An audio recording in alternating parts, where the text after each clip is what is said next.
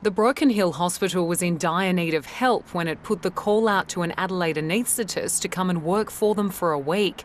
The short trip across the border has landed Roger Capps and his wife in 2 weeks quarantine. Extremely frustrating that there's no common sense in it. It just doesn't add up. Mr Capps says he received initial advice that he was free to travel, but once in Broken Hill, his applications to return home were denied, and at the border on Monday, he and his wife were ordered into quarantine.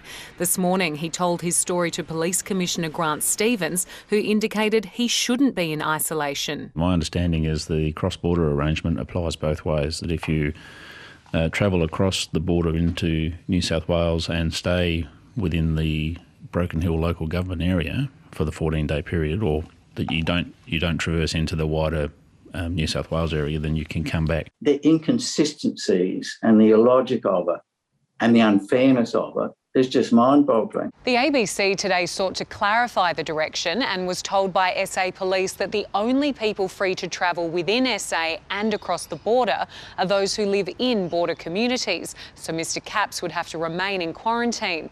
But this afternoon, Commissioner Stevens went back on radio to announce the rules will be changing. Well before the end of business on Friday, we will have changed the direction. So anyone living in South Australia generally will be able to go into that 100k buffer and come back. Those currently in quarantine because they've travelled within the buffer zone have been advised to apply for an exemption. Alina, Eacott, ABC News, Adelaide.